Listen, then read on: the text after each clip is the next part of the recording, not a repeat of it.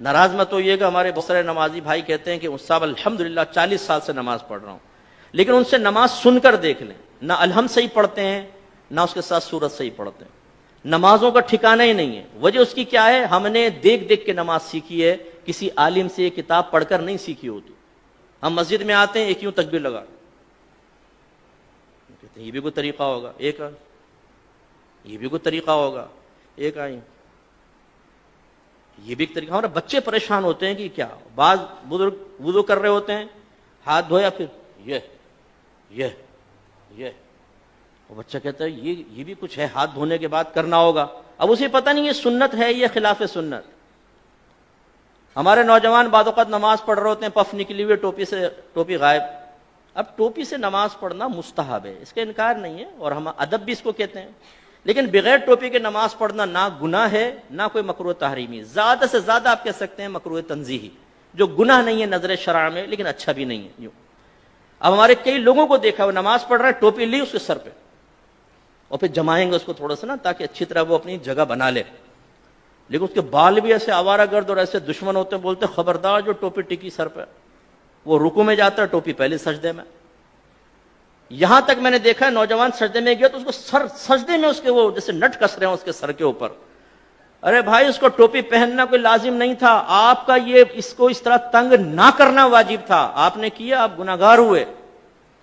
سرکار نے تو نمازی کے آگے سے ایک قدم بڑھنا منع فرمایا، آپ پوری تباہ زمائی کر رہے ہیں اس کے سر کے اوپر ٹوپی لگانے کے سلسلے میں۔ ایسی بیٹا آنکھیں بند کر کے نماز نہیں پڑھتے ہیں، آنکھیں کھول کر پڑھتے ہیں۔ حالانکہ فقہ نے واضح لکھا ہے کہ اگر آنکھیں بند کر کے خشوع و خضوع زیادہ ہوتا ہے تو مستحب ہے کہ آنکھیں بند کر کے نماز پڑھیں، اور اگر آنکھیں کھول کر نماز پڑھنے سے خشوع و خضوع آتا ہے، دنیاوی خیالات سے نجات پاتے تو آنکھیں کھول کر پڑھنا مستحب ہے۔ سمجھانا کیا چاہ رہا ہوں، دین سیکھا نہیں ہوتا ہم نے، سنی سنائی بات یا مسجد میں آ کے وہی آبزرویشن کے ذریعے جو ہم نے سیکھا ہوتا ہے اسے دوسروں پر مسلط کر رہے ہوتے ہیں۔ بچہ بیٹھا ہوا ہے، پاؤں ہلا رہا ہے، بیٹا ایسے پاؤں نہیں ہلاتے، نحوست ہوتی، وہ بچہ رک جاتا ہے۔ اب بھائی کہاں سے نحوست ہوتی ہے یہ بتائیے، پاؤں ہلانا کہاں سے نحوست ہے؟ یہ تو کوئی نحوست نہیں ہے، شریعت نے تو کوئی منع نہیں کیا۔ لیکن وہی بچہ اگر فجر کی نماز چھوڑ رہا ہو تو اس کو اتنی سختی سے نہیں سمجھائیں گے نا، بچہ تھکا رہا ہے، رات میں سو گیا، کوئی بات، پوری رات محافل نعت میں شرکت کر کے سنی ٹناٹن قطعی جنتی نعت خانوں کی زبان پر فجر کی نماز چھوڑ رہا ہوتا ہے نا، نہ جماعت سے نماز پڑھے گا نہ فرض پڑھے گا، 4 بجے تک محفل ہوئی ہے، اس کے بعد اسکوٹر گھمایا، آ کے بستر پر سو گئے، مؤذن کہہ رہا ہے حی علی الصلاۃ حی علی الفلاح، اور وہ تصوراتی اور خوابی دنیا سے جواب دے رہا ہے کہ حضور نعت خوانی میں شرکت کر تو لیے، جنتی ہو تو چکا ہوں، بلا حساب و کتاب تو ہم جنت میں چلے جائیں گے۔ خود نعت خان نے شعر سنایا ہے، ہم رسول اللہ کے جنت رسول اللہ کی، یہ حی علی الصلاح حی علی الفلاح دوسرے لوگوں کے لیے ہے، جو نعت خوانی میں شرکت نہیں کرتے ان کے لیے ہو سکتا ہے، ہم تو جنتی ہیں۔ یہ ہم لوگوں کی حالت ہے۔ تو خلاصہ کلام یہ ہے کہ دین آپ سیکھیے۔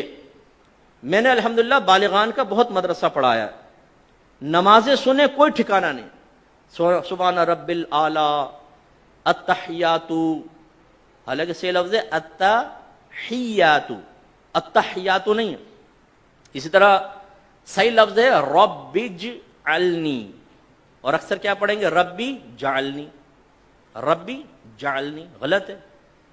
یہ اصل میں اجعل صیغہ امر کا، ربی کو با کو جیم سے ملائیں گے حمزہ وصلی گر جائے گا، رب اجعلنی، رب اجعلنی، لیکن ربی جعلنی۔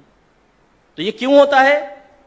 آپ میں سے بہت سو ہو سکتا ہے کتاب دیکھ کر بھی سیکھا ہو، لیکن آج سے 35 سال پہلے 40 سال پہلے، اب وہ بیچ میں جو غلطی آئی وہ پختہ ہوتی چلی گئی، بتائیے نہیں۔ اس لیے ناراض مت ہوئیے گا، آپ میرے بزرگ ہیں، میرے بڑے ہیں، جو بزرگ بیٹھے ہوئے جو ہم عمر ہیں اور جو چھوٹے ہیں وہ بچے ہیں، لیکن ایک دفعہ اپنی نماز کسی قاری صاحب کو سنا دیں۔ پہلی بات تو یہ کہ جس کو ڈر ہوگا نا، خوف کہ میں پھنسوں گا، وہ سنائے گا ہی نہیں، وہ کہے گا مفتی صاحب نے ٹھیک کہا لیکن اللہ کی رحمت بہت بڑی، اللہ معاف کرنے والا ہے۔ بھائی اللہ تعالیٰ رحمان ہے، رحیم ہے، لیکن وہ قہار و جبار بھی تو ہے۔ اس کی قہاریت اور جباریت کو فراموش کر کے صرف رحمانیت پہ نگاہ کرنا یہ نبیوں کا طریقہ نہیں ہے۔ وہ وصف نبوت حاصل کرنے کے باوجود، صحابہ کرام وصف صحابیت حاصل کرنے کے باوجود ڈرتے رہے اپنے رب سے، وہ رحمت کا یقین بھی رکھتے تھے اور اللہ کے عذاب سے بھی خوفزدہ رہتے تھے۔ یہ ایک مومن کی شان ہے، تو سیکھیے۔